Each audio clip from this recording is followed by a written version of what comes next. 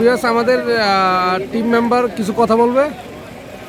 আমরা ইতিমধ্যে মানে ইসাপুরা অঞ্চল, এটা বুড়িচং কুমিল্লা জেলার বুড়িচং থানাধীন ইসাপুরা গ্রাম পর্যন্ত এসে পৌঁছেছি এবং আমরা যে এলাকায় যাব সেটা এখান থেকে অনেক 3 থেকে 4 কিলো ভিতরে যেতে গিয়ে আমাদের ত্রাণগুলা জায়গা মতো দিতে হবে। এখানে যে আশেপাশে যে বাড়িগুলো আছে এরা সবাই সহজেই ত্রাণ পাচ্ছে, ওনাদের কোনো প্রবলেম নেই।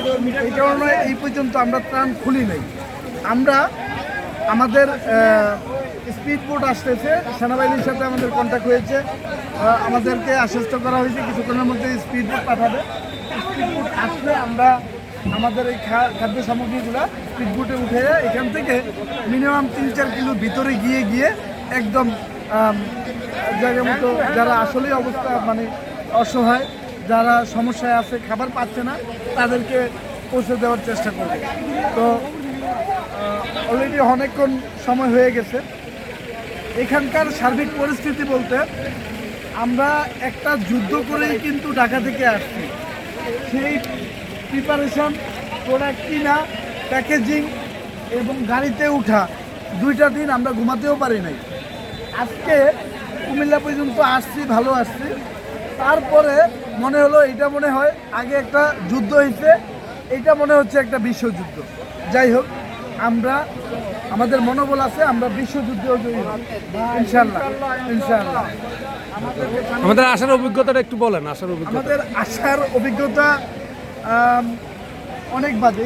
যেরকম দেখছেন কি প্রবলেম পড়ছে আসার সময়।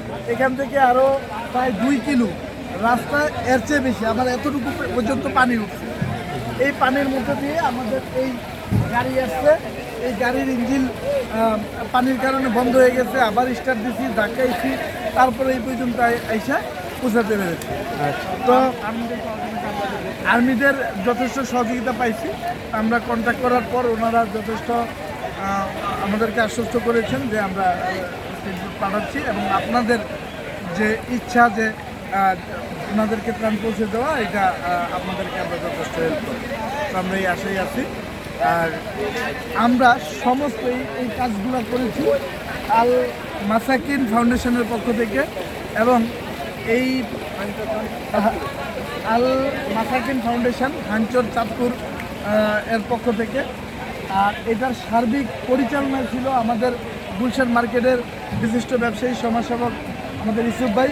ওনার অক্লান্ত পরিশ্রম এবং পরিচালনা, দিক নির্দেশনা, সাজেশন সব কিছু আমাদের খুব কাজে লেগেছে এবং উনি সেনাবাহিনীর সাথে কীভাবে কথা বলেছে এবং কন্ট্যাক্ট করেছে এবং আমাদের বাকি যে পথটা, বাকি যে যুদ্ধটা, ওনার কারণে আমরা অনেক সহজ হয়ে যাবে আশা করছি।